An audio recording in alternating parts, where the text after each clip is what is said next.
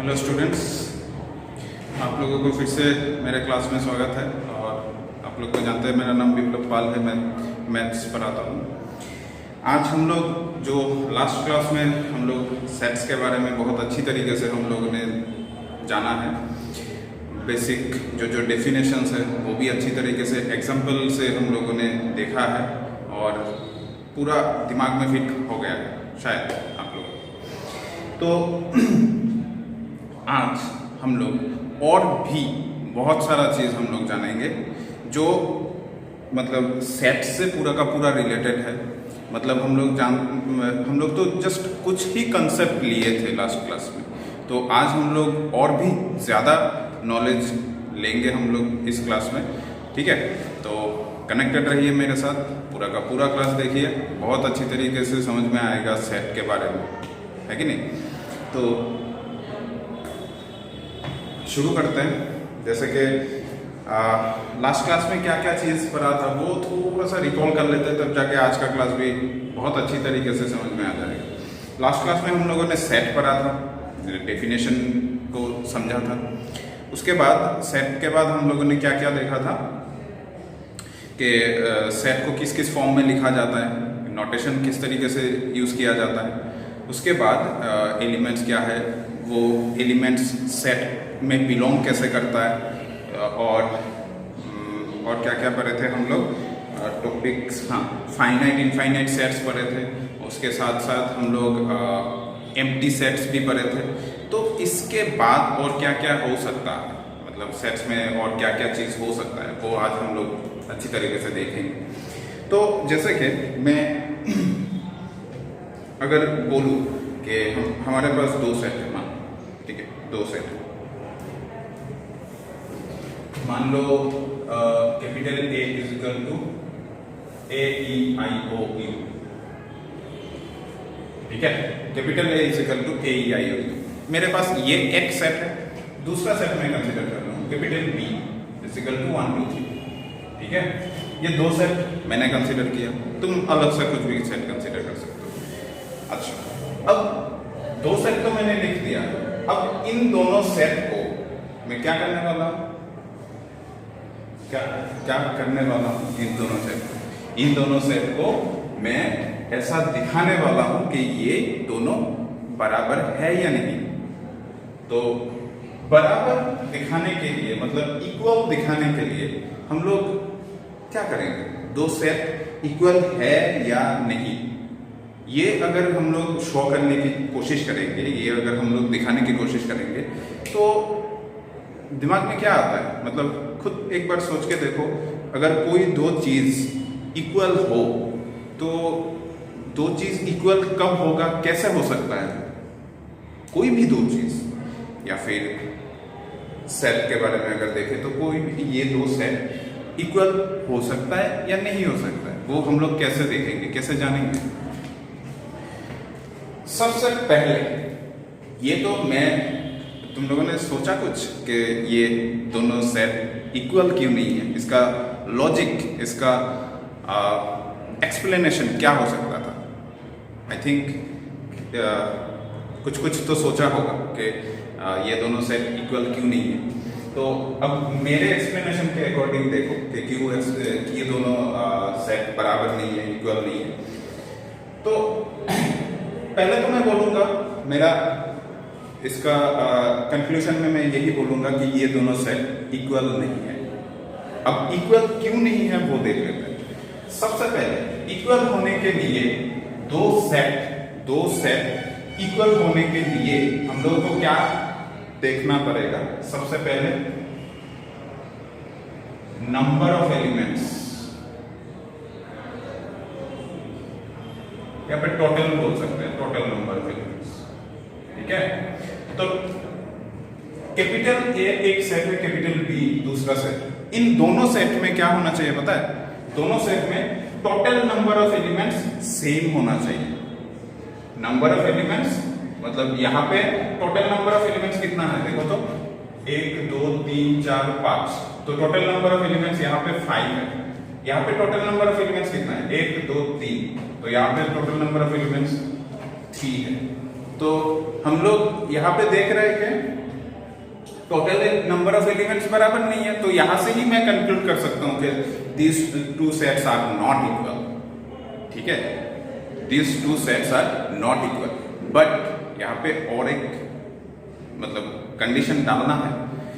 सिर्फ इससे ही, सिर्फ इसी से हम लोग ऐसा नहीं बोल सकते कि ये दोनों सेट इक्वल नहीं है। अब सोचो कि मैंने ऐसा क्यों बोला। एक बार तो बोला इस कंडीशन से हम लोग बोल सकते हैं कि ये इक्वल नहीं है, बट दूसरा और एक मैं यहाँ पे कंडीशन इंक्लूड करना चाहता हूँ, जिसके वजह से मैं बोल रहा हूँ कि ये दोनों मतलब सिर्फ इसी कंडीशन के ऊपर बेस करके नहीं बोल सकते। ठीक है, तो सिर्फ इसी कंडीशन के ऊपर बेस करके नहीं बोल सकते इसका मतलब यहाँ पे अनदर और एक कंडीशन एग्जिस्ट होना चाहिए, है कि नहीं? तो वो दूसरा कंडीशन क्या होने वाला है?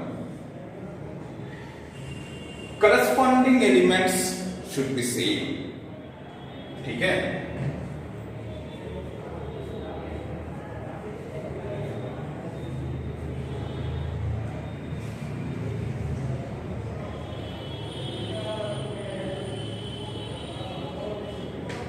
तो देखो यहाँ पे a है, यहाँ पे 1, ये कभी इक्वल हो सकता है, या फिर a के साथ 2 का इक्वलिटी है क्या? नहीं। a के साथ 3 का इक्वलिटी है क्या? नहीं। तो टोटल नंबर ऑफ एलिमेंट्स तो बराबर नहीं है। उसके साथ साथ एलिमेंट्स को अगर चेक करेंगे, e के साथ 1 का कोई मैचिंग नहीं है, e के साथ 2 का कोई मैचिंग नहीं है, i के साथ 3 का कोई मैचिंग नहीं है, o के साथ 2 का, u के साथ 1 का, u के साथ 2 का, किसी भी एलिमेंट के साथ यहाँ पे मैचिंग नहीं है। तो इसी वजह से ये दोनों के दोनों कंडीशन सेटिस्फाई नहीं कर रहा है। That's why these two sets are not equal. These two sets are not equal. अब इक्वल कैसे होगा वो देख लेते हैं।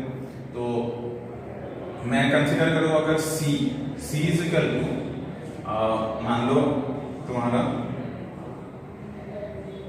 2 - 1 और इसको मान लो 4/2 और इसको मान लो क्या माने, 3 को क्या माने, कुछ भी, सिर्फ 3 ही मान लो। तो अब देखो तो b और c बराबर है कि नहीं। सबसे पहले point number 1, total number of elements are same. तो यहाँ पे एक एलिमेंट, 2 एलिमेंट, 3 एलिमेंट, यहाँ पे टोटल नंबर ऑफ एलिमेंट्स 3 है, c में टोटल नंबर ऑफ एलिमेंट्स 3 है। तो पहला कंडीशन हम लोगों का सेटिस्फाइड। अब सेकंड कंडीशन में देखो करस्पॉन्डिंग एलिमेंट्स आर सेम।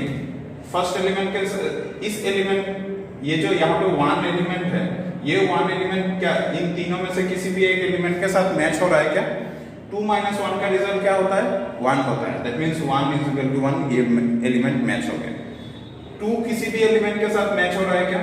4/2 अगर करेंगे रिजल्ट क्या होगा? 2 होगा। तो 2 बराबर 2 बन जाएगा। तो इस एलिमेंट के साथ इस एलिमेंट का मैचिंग। 3 किसी के साथ मैचिंग होता है क्या? हाँ, 3 तो 3 के साथ ही मैच हो रहा है। दैट मींस दोनों के दोनों सेट अभी बराबर आ चुका है। तो b और c बराबर आया समझ में? b और c इक्वल होते हैं। अब देखो, मैं जितना सारा पॉसिबिलिटीज हो सकता है ना, सब कुछ मैं तुम लोगों को दिखा सकता हूँ यहाँ पे इक्वलिटी के लिए। अब मैं अनदर एक एग्जांपल दूंगा जिसके अकॉर्डिंग हम लोग बोल सकते हैं कि वो इक्वल होगा या नहीं। ठीक है, तो t का वैल्यू मैं अगर इस तरीके से लिखा 1 1 2 2 को मैं इस तरीके से लिख देता हूँ 3 - 1। ठीक है, और इधर लिख लो 4 - 2 और 3 को लिख देता हूँ मैं 6/2 या फिर 9/3। इस तरीके से मैंने लिख दिया। अब देखो तो अब B और D इन दोनों को अगर कंपेयर करेंगे अभी, तो ये दोनों सेट इक्वल है या नहीं? इक्वल है या नहीं? तुम लोग देख के बोलोगे कि शायद ये इक्वल नहीं है, बट B और D इक्वल सेट्स है। कैसे इक्वल सेट्स है? देखो, अगर तुम जनरली जस्ट इन दोनों को देखोगे तो यहाँ पे नंबर ऑफ एलिमेंट्स, इसमें 3 नंबर ऑफ एलिमेंट्स है, इसमें 1 2 3 4 5 6 एलिमेंट्स, तो बराबर नहीं है। तो तुम बोल सकते हो कि ये दोनों इक्वल सेट नहीं है, बट मैं बोल रहा हूँ कि ये दोनों के दोनों इक्वल सेट है। वो कैसे है देखो, मैंने क्या बोला था लास्ट क्लास में, याद होगा कि सेट के अंदर एलिमेंट्स को रिपीट करके लिखने का कोई अलग सा मतलब नहीं होता है, वो एक ही एलिमेंट ही होता है एक्चुअली, ठीक है। तो वो अगर एक ही एलिमेंट है, दैट मीन्स ये 1 और 1 दो बार जो लिखा वो एक्चुअली हम लोग का 1 ही है कि नहीं। 3 - 1 का रिजल्ट कितना होता है, 2 होता है। 4 - 2 का रिजल्ट कितना होता है, 2 होता है। तो दोनों का रिजल्ट तो बराबर ही है, 2 2, 2। मैं 2, 2 क्यों लिखूं 2 बार, मैं जस्ट एक बार ही लिखूंगा। 6/2 कितना होता है, 3 होता है। और 9/3 कितना होता है, वो 6/2 3 होता है। और 9/3 कितना होता है, वो भी 3 होता है। दोनों 3 होता है। मतलब मैं 3 को 2 बार क्यों लिखूं सेट के अंदर, वो तो अननेसेसरी है ना, वो सेट में अलाउ नहीं करता। तो इसी वजह से हम लोगों का यहाँ पे भी 3 हो जाएगा। अभी देखो तो D और B बराबर हो गया है या नहीं, total number of element same है और करस्पॉन्डिंग एलिमेंट्स भी सेम है, ठीक है। दैट्स व्हाई B और D दोनों के दोनों बराबर हो चुका है। तो ये अच्छी तरीके से दिमाग में रखना है, तुम्हें अच्छी तरीके से नोटिस करना है कि सेट किस तरीके से गिवन है, वो इक्वल होगा या नहीं होगा, वो किस तरीके से है। सिर्फ और सिर्फ ब्लाइंडली ये दोनों कंडीशन फॉलो करने से कुछ नहीं हो रहा, ठीक है। कुछ नहीं हो रहा है और कुछ होगा भी नहीं, ठीक है। तुम्हें अच्छी तरीके से सेट को नोटिस करना पड़ेगा। नोटिस करने के बाद ही तुम इसका कंक्लूजन डाल सकते हो। आई थिंक जो इक्वलिटी ऑफ सेट्स है वो बहुत अच्छी तरीके से तुम लोगों को समझ में आ गया है और शायद कभी नहीं भूलोगे। अच्छा, अभी कुछ प्रैक्टिकल सा एग्जाम्पल चाहिए ना। देखो सेट, सबसे पहले तो सेट को डिफाइन करना पड़ेगा यहाँ पे प्रैक्टिकली एग्जांपल देने के लिए। तो प्रैक्टिकल एग्जांपल के लिए मैं एक इंटरेस्टिंग सा एग्जांपल तुम लोगों को देता हूँ। मान लो मेरा ड्राइंग थोड़ा खराब है, थोड़ा सा एडजस्ट कर लेते। ये एक बॉक्स है, इस बॉक्स के अंदर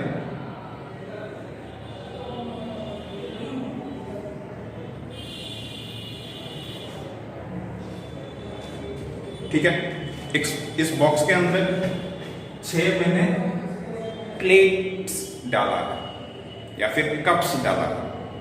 कप बोलो या फिर प्लेट बोलो, जो भी बोलो, जस्ट ऊपर से व्यू तुम देख रहे हो, ठीक है। ऊपर से तुम व्यू देख रहे हो तो इसका एक हैंडल होना चाहिए इस तरीके से। तो मैं इतना झमेला नहीं करना चाहता, मैं जस्ट इसको प्लेट से ही तुम लोगों को समझा देता हूँ, ठीक है। तुम जाते हो दुकान पे, ठीक है, तुम क्या, सब लोग ही जाते हैं, मैं भी जाता हूँ। तो जाते हैं दुकान पे जाने के बाद हम लोग ऐसे बोलते हैं ना, एक प्लेट का सेट दीजिए या फिर एक कप का सेट दीजिए, या फिर प्लेट का सेट दीजिए, ऐसे ही तो बोलते हैं ना। वो क्या होता है, सेट ऑफ प्लेट्स है ना। वही तो हम लोगों का प्रैक्टिकल एग्जांपल में आता है, सेट ऑफ प्लेट्स, ठीक है। अच्छा, एक चीज तुम नोटिस करोगे,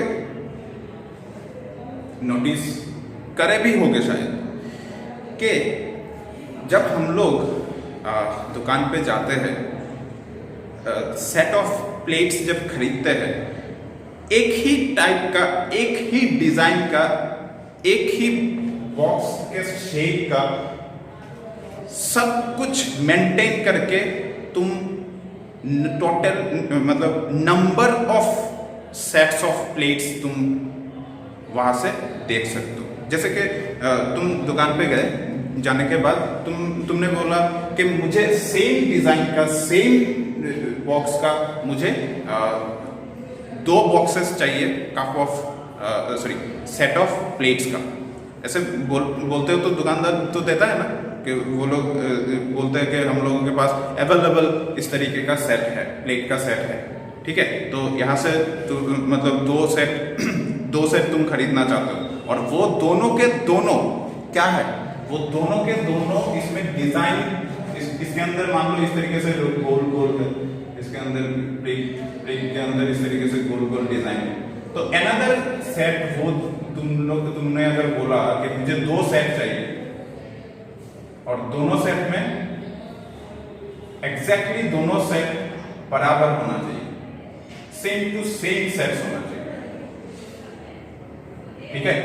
तो ये एक्चुअली एक हम लोग जो मैथमेटिकली देखे थे या फिर जो भी मैंने डिस्कस किया था वो ये तो एक एग्जांपल ऑफ सेट ही तो है ना, ये भी तो एग्जांपल ऑफ सेट है, बट यहाँ पे दोनों के दोनों अलग अलग है, 2 सेट अलग अलग है। तो यहाँ पे 6 plates, these 6 plates are elements of that set. Again, these 6 plates are elements of this set. ठीक है, समझ में आया?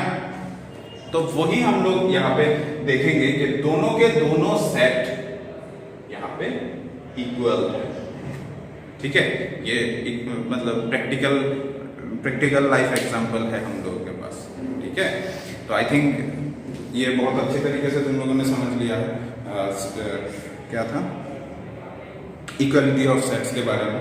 अब हम लोग नेक्स्ट इक्वलिटी ऑफ सेट के बाद हम लोग नेक्स्ट सबसेट में मूव करेंगे। सबसेट बहुत ज्यादा इंपॉर्टेंट टॉपिक है सबसेट।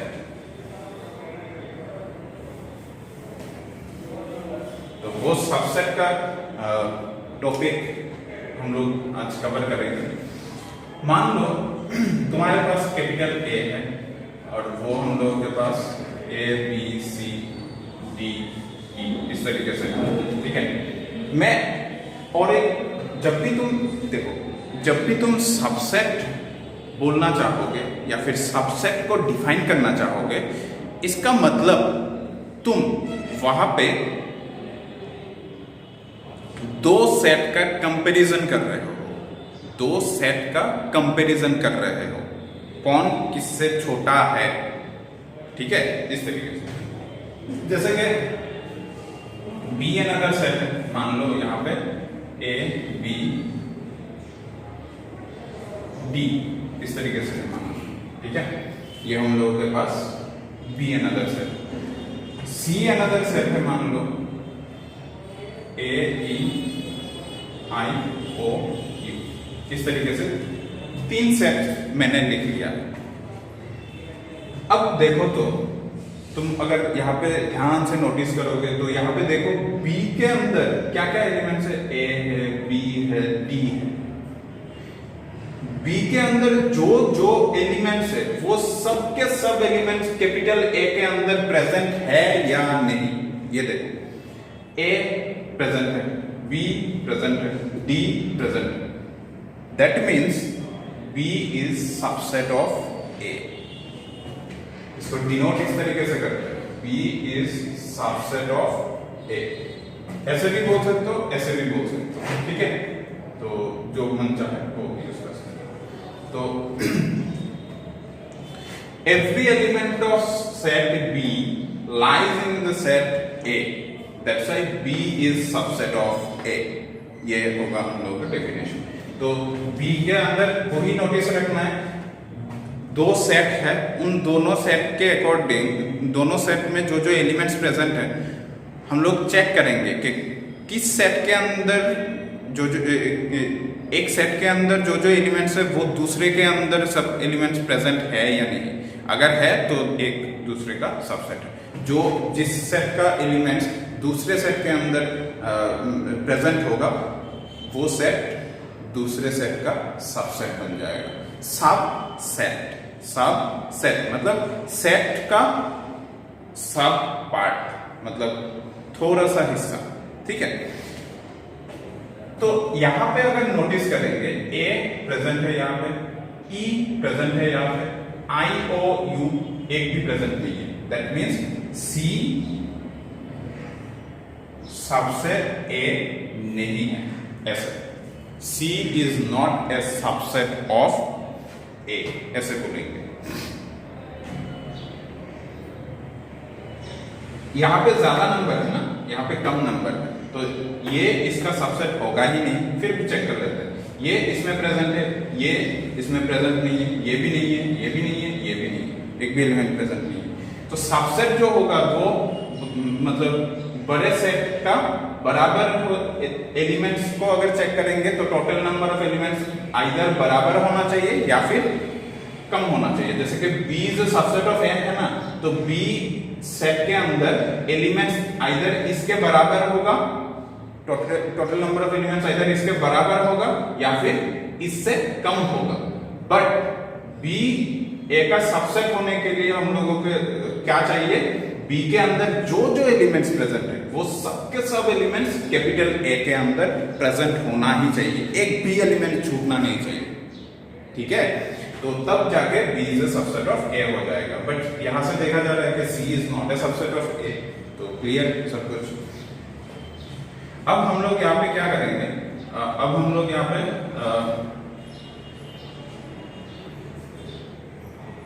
B C का सबसेट है क्या वो चेक करेंगे। B A इसमें प्रेजेंट है, B तो प्रेजेंट नहीं है, C D भी प्रेजेंट नहीं है, तब भी जाके B is not a subset of C।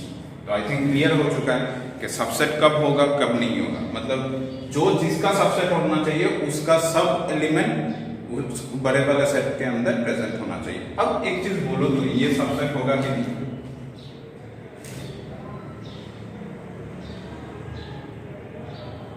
A B C D E, तो ये तीनों चीज सबसेट मतलब A और B इन दोनों को अगर नोटिस करेंगे तो ये सबसेट होगा कि नहीं?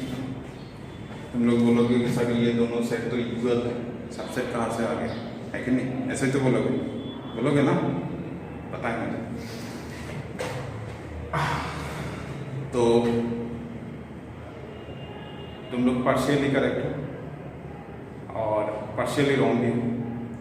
ठीक है, अब पार्शियली रॉन्ग क्यों हो वो भी देख लो। B A का सबसेट है, साथ ही साथ A भी B का सबसेट है। जब एक दूसरे का सबसेट हो जाता है, मतलब एक दूसरे का A is a subset of B, B is a subset of A, जब ये दोनों सेटिस्फाई कर लेता है तब जाके A और B बराबर हो जाता है। ठीक है, तो A और B बराबर। अब ये इसका सबसेट कैसे है इसका एक्सप्लेनेशन हम लोग देखेंगे। ये इसका सबसेट कैसे है इसका एक्सप्लेनेशन देखेंगे। कैसे?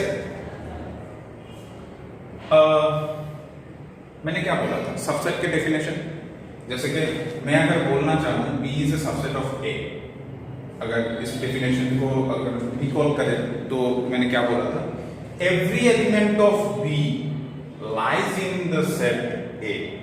तो देखो तो A small A capital A set के अंदर है क्या? Yes. Small b capital A set के अंदर है क्या? Yes. Small c capital A के अंदर है क्या? Yes. Small d capital A set के अंदर है क्या? Yes. Small e capital A set के अंदर है क्या? यस। यहाँ पे जितना सारा एलिमेंट्स था सबके सब एलिमेंट्स कैपिटल A सेट के अंदर प्रेजेंट है। That's why B is a subset of A। Similarly capital A set में जो जो एलिमेंट्स प्रेजेंट है A B C D E, सबके सब एलिमेंट्स कैपिटल B सेट के अंदर प्रेजेंट है या नहीं? यस प्रेजेंट है, वो भी तो प्रेजेंट है। दैट मींस कैपिटल A भी B का सबसेट है। और एक चीज ध्यान रखना, जब भी कोई दो सेट एक दूसरे का, तो जब भी कोई दो सेट एक दूसरे का अगर सबसेट बन जाता है तब जाके दोनों के दोनों सेट बराबर हो जाता है। That is the concept actually. मतलब इक्वलिटी ऑफ टू सेट्स को हम लोग दो तरीके से देख सकते हैं। वो दो तरीका हम लोग का ये है, ये एक तरीका है, और दूसरा तुम अगर एलिमेंट के थ्रू अगर देखना चाहोगे तो एलिमेंट के थ्रू देखोगे तो यहाँ पे देखो टोटल नंबर ऑफ एलिमेंट्स 5 है, यहाँ पे देखो टोटल नंबर ऑफ एलिमेंट्स 5 है। दोनों सेट में total number of elements same है, 5 है 5 है। और अंदर का जो एलिमेंट्स है जैसे कि A B C D E, यहाँ पे भी A B C D E, total अंदर का जो एलिमेंट्स है वो सब के सब एलिमेंट्स भी बराबर है, सेम है, exactly same. A equal to A, B equal to B, C equal to C, D equal to D, E equal to E। तो मैंने थोड़ी देर पहले इक्वलिटी ऑफ टू सेट्स जिस तरीके से एक्सप्लेन किया था वो भी सेटिस्फाई हो रहा है, और इसके साथ साथ मैं जो सबसेट से तुम लोगों को इक्वलिटी शो किया है वो भी फॉलो हो रहा है। दोनों के दोनों चीज फॉलो हो रहा है। तो इक्वलिटी ऑफ टू सेट्स हम लोग दो तरीके से देख चुके हैं, तो इस दो तरीके से हम लोग निकाल सकते हैं। जब भी प्रूफ करने की बात आएगा तब जाके हम लोग ये चीज़ फॉलो करेंगे, ये दिमाग में रखना।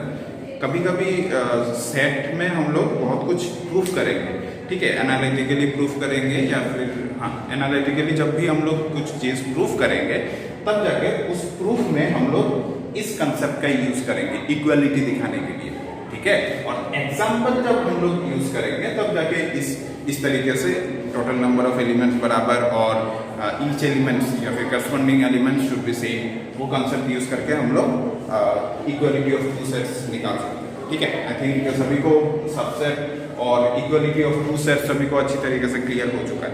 नेक्स्ट टॉपिक पे हम लोग मूव करते हैं सबसेट के बाद।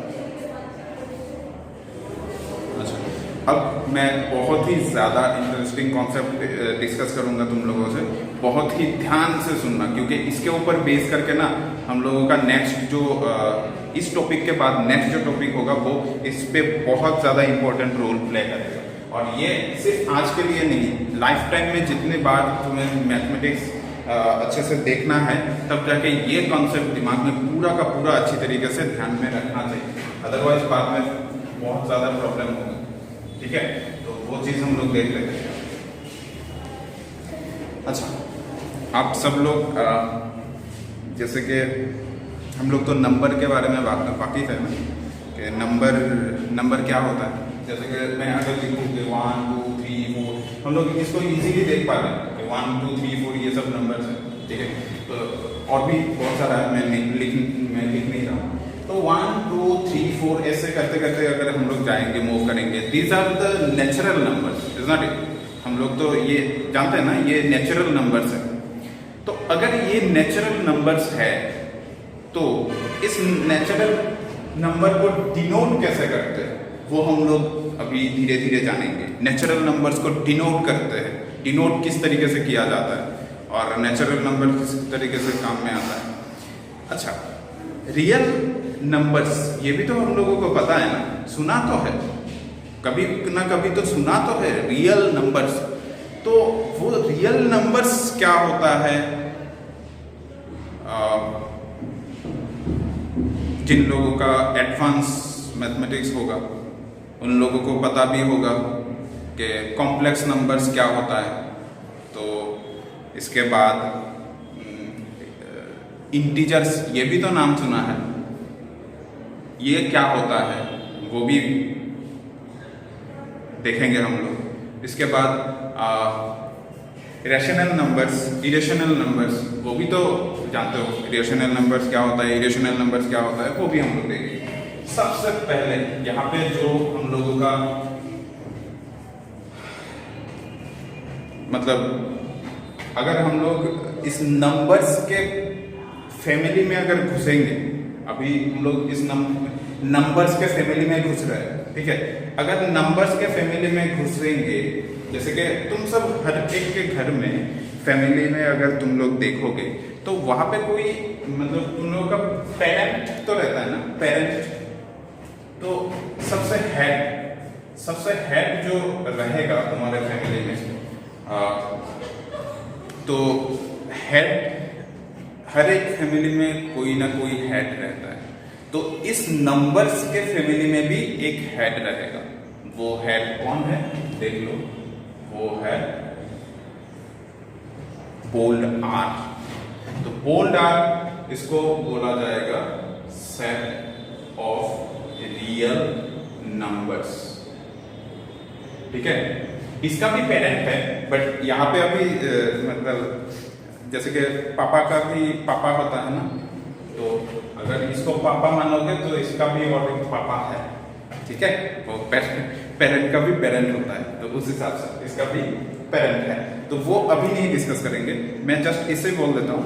इसका पेरेंट होता है कॉम्प्लेक्स सेट, मतलब सेट ऑफ कॉम्प्लेक्स नंबर, तो उसको डील नहीं करेंगे हम लोग यहाँ पे, सिर्फ और सिर्फ रियल सेट को लेकर डील करेंगे। तो this is called the set of real numbers, दिमाग में रखना है। मैं जब बोल्ड आर लिखूंगा, बोलूंगा, तब जाके ये दिमाग में ऑटोमेटिकली आना चाहिए, this is the set of real numbers. Clear? इसका दो हिस्सा होता है, दो पार्ट इससे निकलता है। एक तो हम लोगों का बोल्ड क्यू और दूसरा हम लोगों का बोल्ड क्यू कंप्लीमेंट। तो अभी कंप्लीमेंट क्या है वो हम लोग नेक्स्ट टॉपिक पढ़ेंगे, तब हम लोग अच्छी तरीके से जानेंगे। तो कंप्लीमेंट का मतलब जो यहाँ पे तो बोल्ड क्यू का मतलब क्या है ये पहले देख लेते हैं। बोल्ड क्यू का मतलब सेट ऑफ रैशनल नंबर्स। तो बोल्ड क्यू का मतलब सेट ऑफ रैशनल नंबर्स। तो अगर ये सेट ऑफ रैशनल नंबर्स है, आर का मैंने क्या बोला था, दो ही हिस्सा निकलता है। एक तो अगर सेट ऑफ रैशनल नंबर्स है तो दूसरा ऑटोमेटिकली रैशनल का ऑपोजिट इरेशनल नंबर हो जाएगा। तो ये बन जाएगा हम लोगों का। अच्छा, इसको दूसरे और एक तरीके से लिखा जा सकता है, वो लिखेंगे हम लोग, और उसको बोला जाएगा set of irrational numbers. Set of irrational numbers. Bold Q हम लोगों का सेट ऑफ रैशनल नंबर्स, और बोल्ड क्यू इसको कंप्लीमेंट बोला जाता है, बोल्ड क्यू कंप्लीमेंट। और वो एक्चुअली क्या होता है, वो एक्चुअली देखो, पेरेंट से इसको जब माइनस कर देंगे तो बाकी जो बचा कुचा हिस्सा है वो हम लोगों का इसके कॉम्प्लीमेंट में चला जाएगा। Bold R minus bold Q, this is the set of irrational numbers. Rational numbers और इरेशनल नंबर्स के बारे में सब कुछ अच्छे तरीके से क्लियर हो गया है आई थिंक। अच्छा, इसको ना किस फॉर्म में लिखा जा सकता है, P बाई क्यू फॉर्म में। तो P और Q दोनों के दोनों इंटीजर है, and Q not equal to 0 होना चाहिए। इसके अंदर जो जो एलिमेंट प्रेजेंट रहेगा वो सब एलिमेंट्स ऐसे भी लिख सकते हैं, इसको इस तरीके से भी लिख सकते हैं। Q सेट के अंदर जो भी एलिमेंट्स प्रेजेंट रहेगा वो P बाई क्यू फॉर्म में रहेगा, जहां पे P और Q दोनों के दोनों सेट है, मतलब सेट ऑफ इंटीजर्स है, दोनों के दोनों इंटीजर नंबर्स है। और डिनोमिनेटर मतलब Q नॉट इक्वल टू 0 होना चाहिए। Q कभी भी 0 नहीं होना चाहिए, 0 होगा तो खत्म, प्रॉब्लम अनडिफाइंड हो जाएगा। अब अगर इस तरीके से है तो रैशनल नंबर्स को देखो तो क्या किया जा सकता है। 2 अगर बोलेंगे तो 2 क्या रैशनल नंबर है? यस, 2 रैशनल नंबर है, क्योंकि 2 को मैं 2 बाई 1 लिख सकता हूँ। आ गया ना P बाई क्यू फॉर्मेट, और Q not equal to 0, that's why it is rational number, 2 rational number है। ठीक इसी तरीके से 1 बाई 2 अगर होगा तो ये तो P बाई क्यू फॉर्मेट में ऑलरेडी है, और Q नॉट इक्वल टू 0 है, और दोनों के दोनों इंटीजर भी है। तो दैट्स व्हाई हम लोग ये बोल सकते हैं कि these are rational numbers. Irrational numbers का एग्जांपल कुछ अगर देखें तो जैसे कि √2 है, पाई है, उसके बाद √3 है, इस तरीके से हम लोगों का जो नंबर्स मिलता जाएगा वो सब हम लोगों का इरेशनल नंबर्स है। तो हम लोग यहाँ पे देख रहे थे कि ये P बाई क्यू फॉर्मेट में ये सब नंबर्स है, तो इस तरीके से हम लोग इसको बोल सकते हैं रैशनल नंबर्स। तो यहाँ पे उसी तरीके से बाकी ये जैसे कि रूट ओवर बेस, पाई का वैल्यू, पाई और √3, ये सब वैल्यूज हम लोगों का इरेशनल नंबर्स है। तो इसको तुम P बाई क्यू फॉर्मेट में नहीं ले जा सकते, इसको भी तुम P बाई क्यू फॉर्मेट में नहीं ले जा सकते, इसको भी तुम P बाई क्यू फॉर्मेट में नहीं ले जा सकते। That's why these are irrational numbers. अब कोई ऐसा भी बोलेंगे कि सर पाई को तो हम लोग P बाई क्यू फॉर्मेट में लिख सकते हैं, 22/7 ऐसे लिख सकते हैं, but this is wrong. This is wrong, exactly wrong नहीं है, बट दिस इज समहाउ यहाँ पे ये जो वैल्यू लिखा गया है ना 22/7, this is the approximate value, this is not exact value. 22/7 जो है वो एग्जैक्ट वैल्यू नहीं है, ये जस्ट अप्रोक्सीमेट फ्रैक्शन है। तो इसीलिए देखो 1/2 जो है, 1/2 का वैल्यू तुम्हें 0.5 ही मिलेगा। ये पूरा का पूरा तुम्हारा एग्जैक्ट फ्रैक्शन है, ये तुम्हारा एग्जैक्ट फ्रैक्शन नहीं होगा, एग्जैक्ट फ्रैक्शन नहीं है। मतलब 3.14 करके जितना तुम चलते जाओगे ना, उसको तुम इसको परफेक्ट जो फ्रैक्शन है इसको इस फॉर्म में नहीं लिखा जा सकता है। तो इसी वजह से हम लोगों का ये जो पाई है वो इरेशनल नंबर कंसीडर किया जाता है। ठीक है। इरेशनल नंबर अगर ये है तो हम लोग का रैशनल और इरेशनल अच्छी तरीके से समझ लिया ना हम लोगों ने। तो अब इस रैशनल नंबर में मैंने क्या बोला था, जैसे कि 2 एक रैशनल नंबर है, हाफ एक रैशनल नंबर है। अगर मैं बोलूं कि -2 ये भी रैशनल नंबर है, -1/3 ये भी रैशनल नंबर है। तो एक चीज देख पा रहे हो, एक जगह पे देख पा रहे हो कि इस तरीके से नंबर है, इसको -5 भी बोल दो, इस तरीके से नंबर है। और एक तरीके से देख पा रहे हो प्योरली फ्रैक्शन है, ये अभी प्योरली फ्रैक्शन नहीं दिखाई दे रहा है ना। इसको तुम ऐसे भी लिख सकते हो, दिस बाई 1 भी लिख सकते हो, बट यहाँ पे जो नंबर्स है वो प्योरली फ्रैक्शन है, इसको तुम इस तरीके से नहीं लिख पाओगे। ठीक है, तो इन दोनों को मैं अलग अलग हिस्सा बना लेता हूं, होगा। तो इस तरीके से जो प्योरली मतलब फ्रैक्शन जो नहीं है, उन सब को हम लोग क्या बोलते हैं, इंटीजर्स बोल सकते हैं। तो इसका एक पार्ट आएगा इंटीजर्स, सेट ऑफ इंटीजर्स। तो इसको बोल सकते हैं हम लोग set of integers, set of integers. तो सेट ऑफ इंटीजर्स इसका पार्ट है। तो दूसरा जो पार्ट आएगा वो पार्ट आएगा प्योरली फ्रैक्शन वाला पार्ट। ठीक है, तो उसको लेके डील नहीं करेंगे क्योंकि उसका अनदर सेगमेंट और नहीं निकलेगा, बट इसका और भी सेगमेंट निकलेगा यहां से। इस इंटीजर को, सेट ऑफ इंटीजर को मैं ना 2-3 तरीके से डिवाइड कर सकता हूँ। सबसे पहले यहाँ पे एक चीज तुम्हें देखना बहुत ज्यादा जरूरी है, और वो थोड़ी देर पहले, वो अगर पहले बोलता तो वो और भी अच्छा होता। जैसे कि सेट ऑफ रियल नंबर जो है ना, वो नंबर लाइन सिस्टम में आता है। ये जितना जाएगा इतना, ये पॉजिटिव इंफिनिटी तक जाएगा और ये निगेटिव इंफिनिटी तक जाएगा। पॉजिटिव इंफिनिटी तक जाएगा, निगेटिव इंफिनिटी तक जाएगा, इसका मतलब क्या है, ये पॉजिटिव साइड में भी एंडिंग नहीं है, ये चलता ही जाएगा। तुम कितना नंबर डालोगे, 1 करोड़ 1 लाख कितना डालोगे तुम, जितना भी डालोगे उसके नेक्स्ट में और नंबर आता ही जाएगा। दैट मींस एंडिंग नहीं है। जहां पे एंडिंग नहीं है वो चलता ही जाता है, वो इंफिनिटी तक जाता है। इंफिनिटी किसने देखा, किसी ने नहीं देखा, वो चलता ही जाता है, चलता ही जाता है। ठीक इसी तरीके से निगेटिव साइड में भी इसी तरीके से निगेटिव इंफिनिटी तक जाता है। तो 0 के लेफ्ट साइड में जितना सारा नंबर्स है वो सब नंबर्स निगेटिव नंबर्स होता है, और 0 के राइट साइड में जितना सारा नंबर्स है वो सब नंबर्स पॉजिटिव नंबर्स होता है। This is the number line system, and this number line system is equal to polar.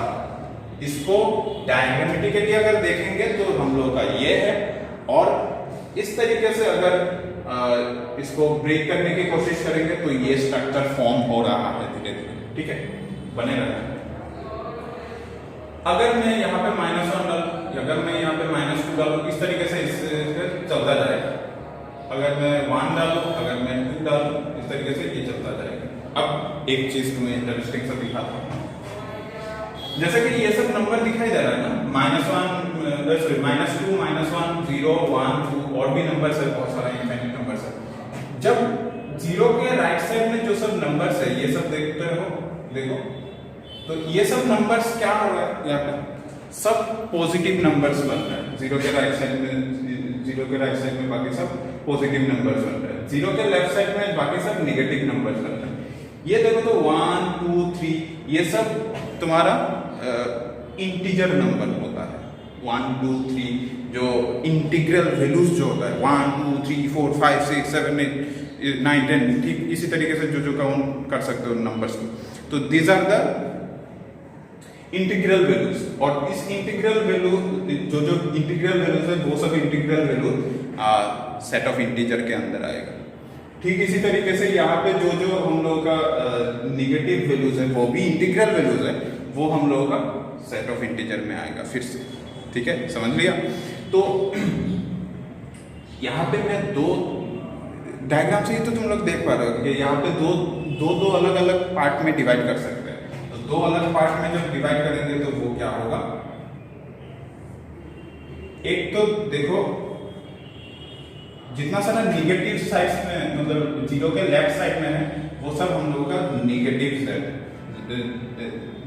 Set means negative numbers, set of negative integer इसको बोलते हैं, सेट ऑफ नेगेटिव इंटीजर्स। और इस साइड में जो आएगा वो इस तरीके से डिनोट किया जा सकता है और बोल्ड एन से भी डिनोट किया जाता है। इसको अगर बोलेंगे तो set of positive integer,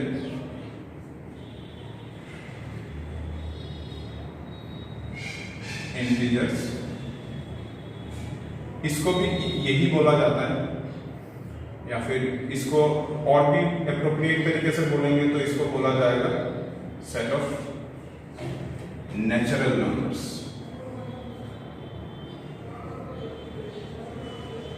set of natural numbers. बचा कौन सा है? बीच में एक जीरो बच गया ना, तो उसको यहाँ पे और एक डाल, सेकंड ब्रैकेट जीरो। सेट है ना, यहाँ पे हर एक चीज यहाँ पे सेट है, तो इसीलिए जीरो को सिंगल ऐसे तो नहीं रख सकता, जीरो को भी मैंने सिंगलटन सेट बना दिया है। सिंगलटन सेट का मतलब क्या है? जिस सेकंड ब्रैकेट के अंदर सिर्फ और सिर्फ एक एलिमेंट प्रेजेंट है तो उसको सिंगलटन सेट बोला जाता है। जैसे कि यहाँ पे सिंगलटन सेट हम लोगों का सेकंड ब्रैकेट जीरो। अब यहाँ पे और एक चीज बाकी है, वो है इन दोनों का जोड़ना।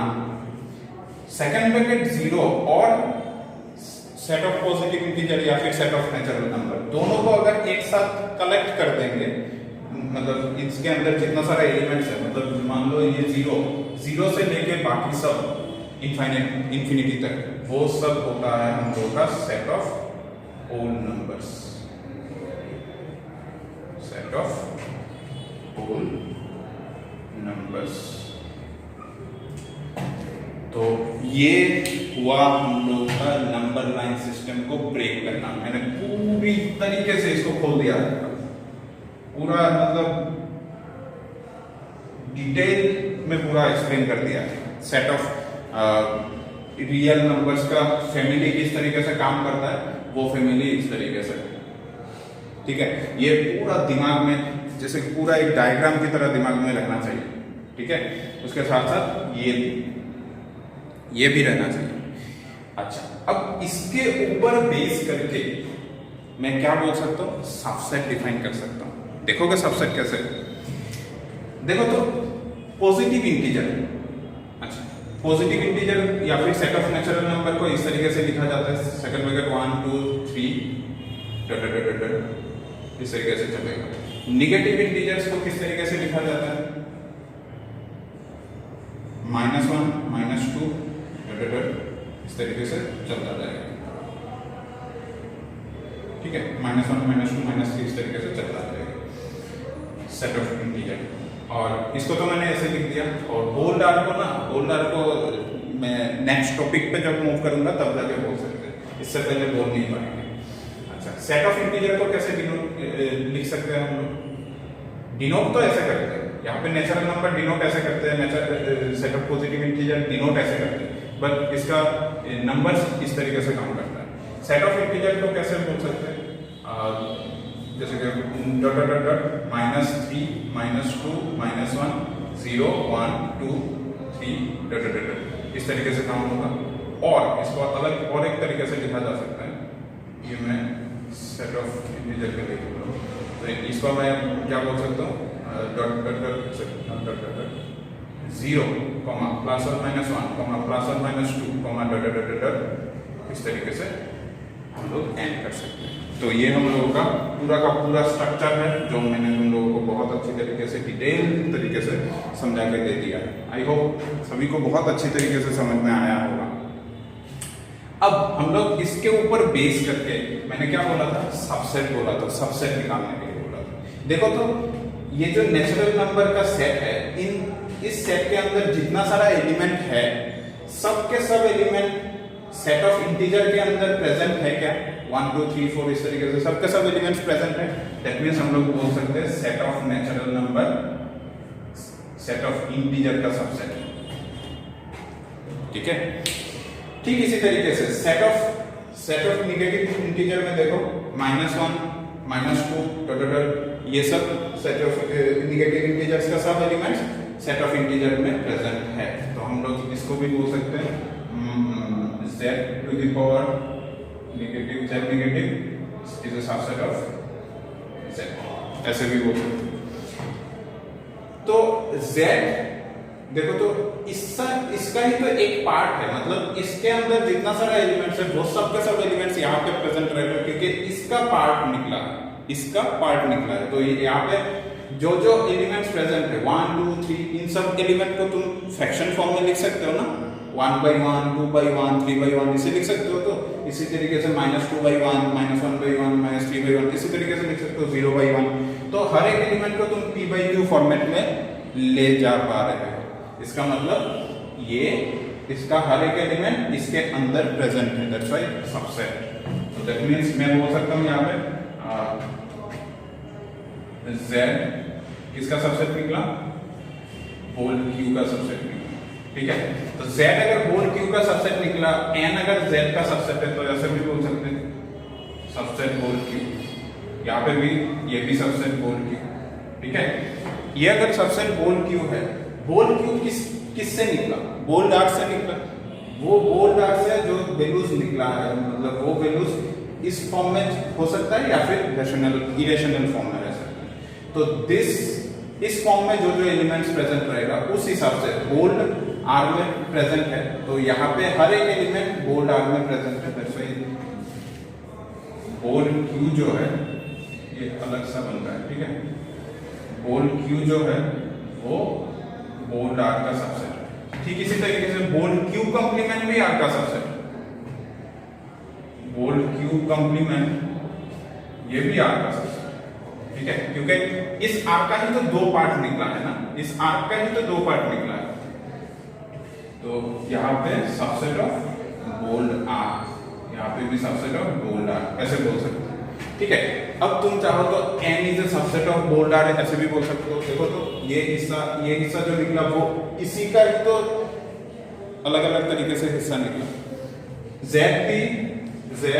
जो है वो r से ही तो यहाँ पे निकला, उसके बाद यहाँ पे निकला, तो ये इसका सबसेट है, क्योंकि इसमें जो एलिमेंट्स प्रेजेंट होगा वो सब के सब एलिमेंट्स यहाँ पे प्रेजेंट होगा। तुम देख सकते हो ये बोल्ड आर सेट का नंबर लाइन सिस्टम है ना, तो इसमें ये सब एलिमेंट्स जो प्रेजेंट है वो सब के सब एलिमेंट्स यहाँ पे प्रेजेंट है, तो उस हिसाब से ये बन जाएगा।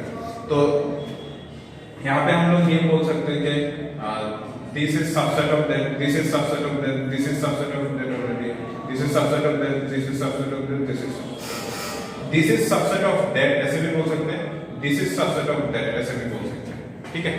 तो यहाँ पे और एक चीज देखो, इसको ना और दो तरीके से डिवाइड किया जा सकता है। एक तो पॉजिटिव रेशनल नंबर से अलग कर सकते हैं और एक निगेटिव रेशनल नंबर से अलग कर सकते हैं, ठीक है। तो उस तरीके से अलग करेंगे तो उतना ज़्यादा कुछ इस तरीके से फॉर्मेशन नहीं बन रहा है, तो इसीलिए मैंने उस तरीके से अलग नहीं किया।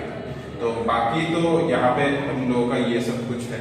तो आई थिंक सभी को ये पूरा का पूरा स्ट्रक्चर फॉर्म मतलब समझ में आ चुका है बहुत अच्छी तरीके से। और एक चीज़ मुझे बोलना है, जैसे कि ये 1 और इनके बीच में कितना सारा नंबर है कोई बोल सकता है? कोई बोलेगा कि सर यहाँ पे 1.1 1.2 1.3 1.4 1.5 1.6 1.7 1.9 1.8 उसके बाद 1.9 उसके बाद 2.0 ऐसे बोलेगा, मतलब 10 यहाँ पे पॉइंट, बट नहीं यहाँ पे ना इनफाइनाइट पॉइंट्स तुम गिन के खत्म नहीं कर पाओगे। जैसे कि तुम अगर 1 के बाद तुम अगर 1.1 बोले, 1.1 मान लो यहाँ पे 1.1, तो इसके बीच में और गैप रहेगा ना, तो इसके बीच में गैप तुम और भी बना सकते हो। फिर से अगर तुम इसके बीच में गैप देखोगे तो 1 के बाद तुम और क्या वैल्यू डाल सकते हो, 1.01 डाल सकते हो, मतलब वहाँ पे इस तरीके से आ जाएगा। तो फिर से तुम इसको जूम आउट करोगे तब जाके तुम्हें मिलेगा और भी वैल्यू मिलता जाएगा। इसी तरीके से ये नंबर्स खत्म नहीं होगा, 1 और 2 के बीच में नंबर्स खत्म नहीं होगा, ठीक है। तो इसी वजह से हर एक इंटीजर वैल्यू के बीच में, ये इंटीजर वैल्यू तो है, तो हर एक इंटीजर वैल्यू के बीच में हर 2 इंटीजर वैल्यू के बीच में ऑलवेज इनफाइनाइट एलिमेंट्स प्रेजेंट रहता है, ऑलवेज इनफाइनाइट नंबर्स प्रेजेंट रहता है, ठीक है। तो ये स्ट्रक्चर पूरा अच्छी तरीके से समझ लेना है, ठीक है, इसके बाद हम लोग नेक्स्ट पे मूव करते हैं।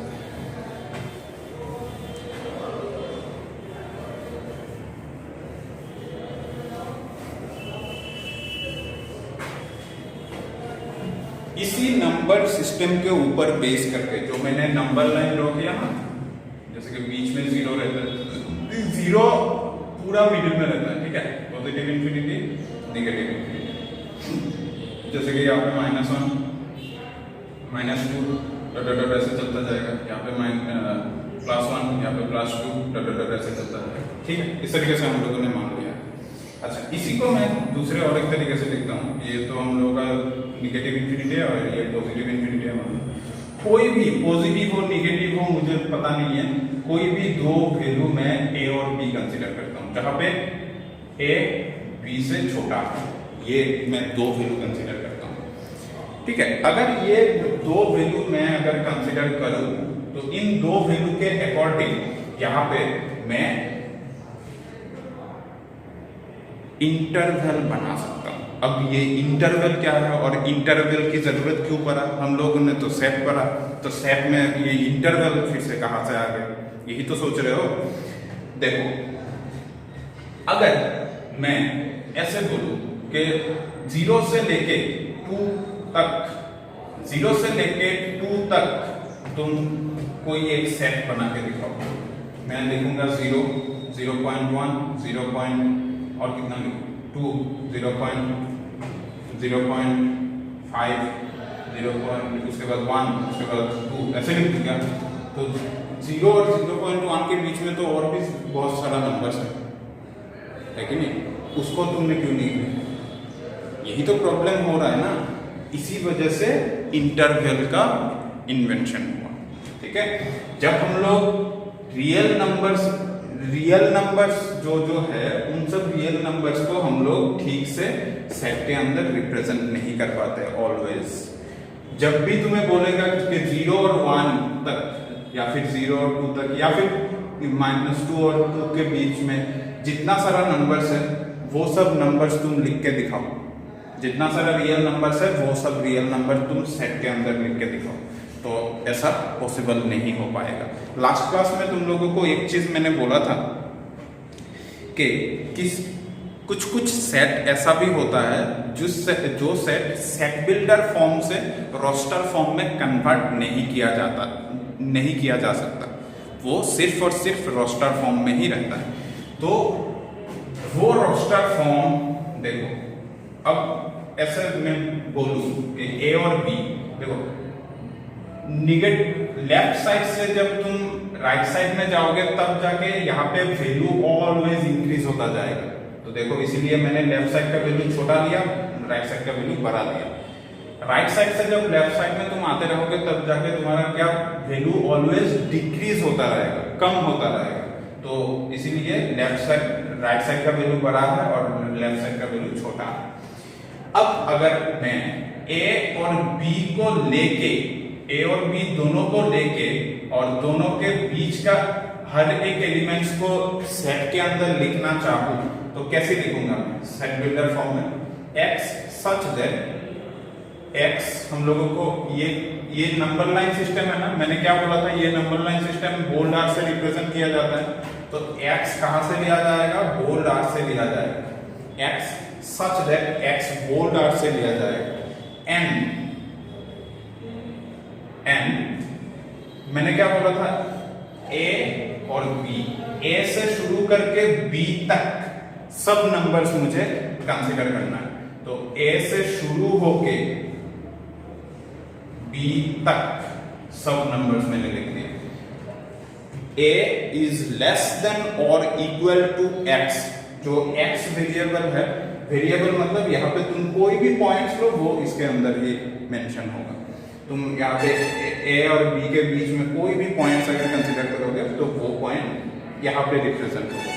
तो देखो, a से बड़ा वैल्यू बट b से छोटा वैल्यू, b से छोटा, ठीक है। बट a तक मतलब a से शुरू होगा और b तक जाके खत्म होगा, b तक जाके खत्म होगा।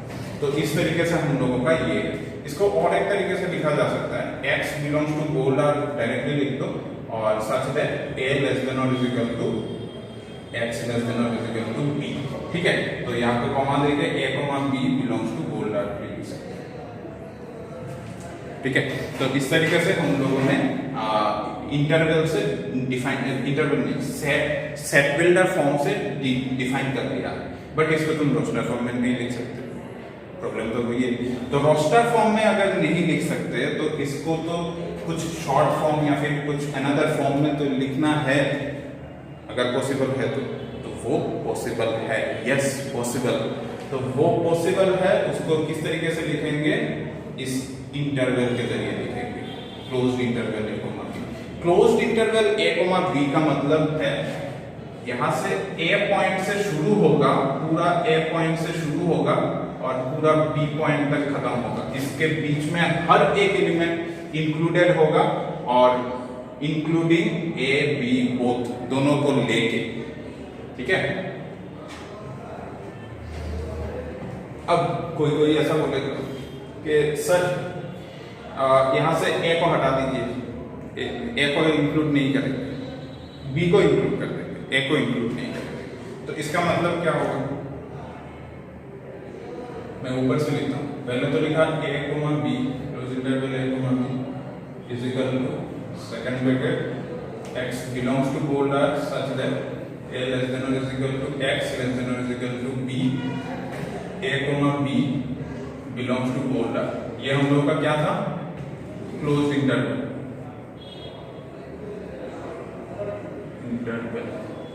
Close interval, first bracket a comma b close interval, और इसको ऐसे भी लिखा जा सकता है a comma b close interval और। तो मैंने क्या बोला कि सर यहाँ पे a को छोड़ दीजिए और b को ले लीजिए, तो ऐसा भी तो हो सकता है, क्यों नहीं होगा।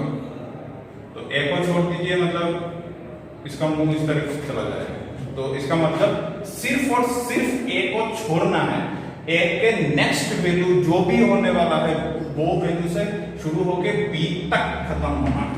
तो x belongs to gold R such that a include नहीं होना चाहिए, बट a से नेक्स्ट वैल्यू जो भी है, तुम a.01 a.001 बोल के खत्म नहीं कर सकते, a.000000001 डालोगे तब भी जाके खत्म नहीं होगा। ठीक है, तो जस्ट a को छोड़ना है, उससे जस्ट नेक्स्ट वैल्यू होगा और b तक जाके खत्म होगा। जब जिस जगह पे यहाँ पे, हाँ ये चीज मैं बाद में बोलूंगा, such that a comma b belongs to gold R. तो इसका लेफ्ट साइड से ओपन है, राइट साइड से क्लोज है। देखो ओपन को फर्स्ट ब्रैकेट या फिर उल्टा क्लोज, इस तरीके से थर्ड ब्रैकेट को दे सकते हैं। ठीक है, तो ये रिप्रेजेंट करेगा ओपन और क्लोज रिप्रेजेंट करेगा इस तरीके से, थर्ड ब्रैकेट दोनों साइड से बंद है। ठीक है, तो ये हम लोगों का सेमी ओपन भी बोल सकते हो या फिर लेफ्ट ओपन भी बोल सकते हो, राइट क्लोज भी बोल सकते हो, बहुत सारे नाम होता है। तो इसको बोल देंगे हम लोग लेफ्ट ओपन इंटरवल।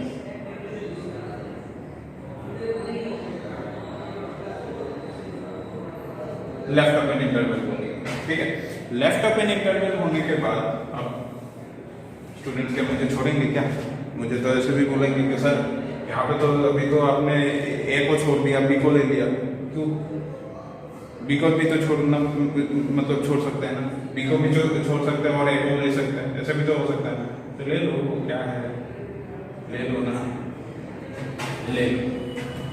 तो यहाँ पे ए बी और ए बी इस तरीके से x such that sorry x belongs to gold, x real number से लिया जा रहा है such that a less than or is equal to, अभी a को इंक्लूड कर रहे हैं और b को छोड़ रहे हैं, छोड़ के बाकी सब b के अंदर का value less than b, a comma b belongs to gold implies नहीं, ये किस साइड से ओपन है? राइट साइड से ओपन है ना, तो तुम राइट ओपन इंटरवल भी हो सकता है।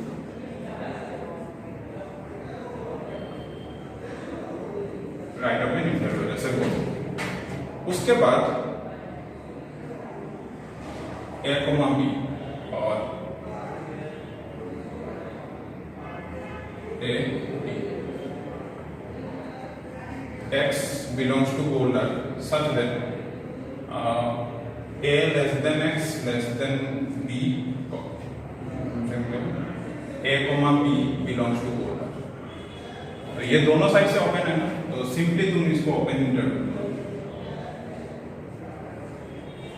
इसका मतलब क्या है, दोनों को छोड़ के इसके बीच का वैल्यू लेना है। ए और बी दोनों को छोड़ दिया, बट इसके बीच का वैल्यू लेना है। तो A less than X less than B. देखो यहाँ पे एक चीज तुम नोटिस करो, जब भी मैं इस तरीके से क्लोज्ड जिस साइड में रखता हूँ, यहाँ पे दोनों साइड में क्लोज्ड है तो दोनों में इक्वल टू साइन आए। यहाँ पे राइट साइड में क्लोज्ड है, लेफ्ट साइड में ओपन है। जिस साइड में ओपन होता है वहां पे इक्वलिटी नहीं रहता है, जिस साइड में क्लोज रहता है वहां पे इक्वलिटी आता है। इसमें लेफ्ट साइड में क्लोज था तो लेफ्ट साइड में इक्वलिटी आया, राइट साइड में ओपन था तो राइट साइड में इक्वलिटी नहीं आया। यहाँ पे दोनों साइड में ओपन है तो इसीलिए यहाँ पे दोनों जगह पे ओपन इंटरवल मतलब इक्वलिटी साइन नहीं आया। तो आई थिंक सभी लोगों को इंटरवल्स क्लियर हो चुका है। ये होता है हम लोगों का इंटरवल्स, और ये interval set of real number के ऊपर बेस करके बनता है। तो अब अगर मैं सेट ऑफ रियल नंबर को अगर मैं इस नंबर लाइन सिस्टम में अगर ड्रॉ कर सकते हैं, इसका मतलब नंबर लाइन सिस्टम कहाँ से शुरू हो रहा है? माइनस इंफिनिटी से शुरू हो रहा है, कहाँ तक खत्म हो रहा है? प्लस इंफिनिटी तक खत्म हो रहा है। तो बोल्ड आर का मतलब हम लोगों का माइनस इंफिनिटी से शुरू होगा और प्लस इंफिनिटी तक खत्म होगा। मैंने यहाँ पे ओपन इंटरवल क्यों डाला? क्योंकि ओपन इंटरवल इसलिए डाला क्योंकि माइनस इंफिनिटी तक तुम पहुंच नहीं पाओगे, इसीलिए ओपन इंटरवल। प्लस इंफिनिटी तक तुम पहुंच नहीं पाओगे, दैट्स व्हाई ओपन इंटरवल। वो फिक्स्ड वैल्यू नहीं है ना, इसीलिए वो open interval. Close interval infinity को तुम क्लोज करके तो नहीं रख सकते ना, ठीक है? तो इस वजह से हम लोगों का वो ओपन इंटरवल। आई थिंक सभी को इंटरवल बहुत अच्छी तरीके से क्लियर हो चुका है। मैं नेक्स्ट और टॉपिक में मूव नहीं करना चाहता क्योंकि बहुत बहुत इंटरेस्टिंग सा टॉपिक है ये और दिमाग में रखना भी पड़ेगा।